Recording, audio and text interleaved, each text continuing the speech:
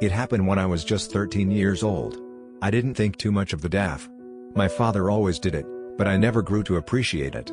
I was just so busy with other things like catching up with the latest anime episode on Netflix.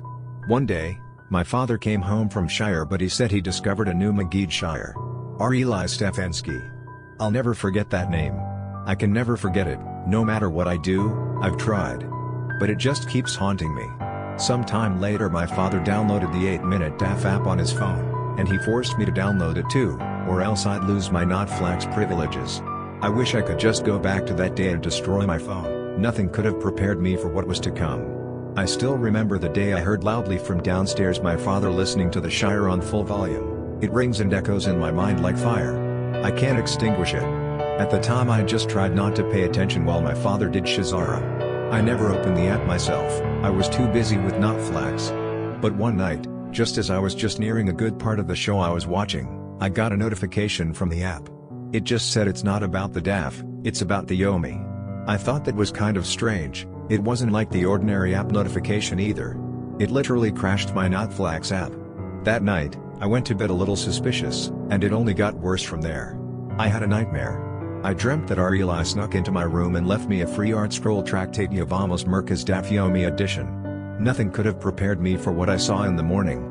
My window was wide open and on my desk was an art scroll tractate Yavamos Merkaz Daf Yomi edition. I was horrified. I ran downstairs in a panic. I cried to my father that there was a home intruder, that Eli broke into my room. I even showed him my art scroll tractate Yavamos Merkaz Daf Yomi edition. He didn't believe me. He laughed it off and said, "I'm happy that you can finally start studying the DAF, son." My heart sunk. My dad probably thought I was crazy, too. Nobody would believe me. But what happened a few weeks later would leave me scarred forever. I was home alone, and just as I was about to go to sleep, I saw the clock strike 12 a.m. Outside in the distance I heard something I couldn't really make out. But then I heard it again, and again.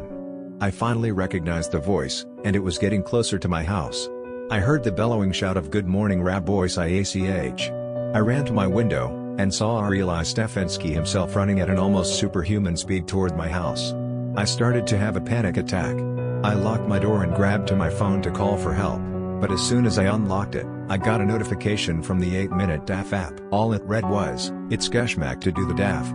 Then I heard a loud crash from downstairs, a window was broken. And then I heard Eli's shout reverberate through the house, "Shalom Aleichem. We have a special guest." I heard footsteps stomping up the stairs. Then I heard a bang on my door followed by "Today's Shire is sponsored by," and then he just started saying names of people I've never heard of before. Then he kicked my door again and shouted, "We've received emails today," and he started reading a bunch of testimonials. I backed up against the door, barricading it and desperately holding it shut. Then on the final bang he said, "Rabbi, so here we go." With that, he broke through my door and was in my room. I screamed and begged him not to come any closer.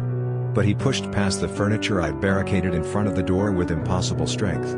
He grabbed my arm so tightly I thought it would break. I struggled to push him away, but he only forced me even more aggressively. He dragged me to my desk and shoved me down into my chair. I was resisting, kicking and fighting. Please. Stop. I screamed as he took the copy of the art scroll tractate Yavamos Merkaz Daf Yomi edition and set it open on my desk in front of me. I tried to look away but I couldn't. He wouldn't let me. Eli grabbed my head with brutal force and held it still and brought his sharp fingers to my eyes and pried them open in front of the DAF. His hands had the grip of steel. Tears streamed down my eyes. He began to take the DAF, using interactive charts, models, and maps by Kol Halashan, ignoring my helpless cries.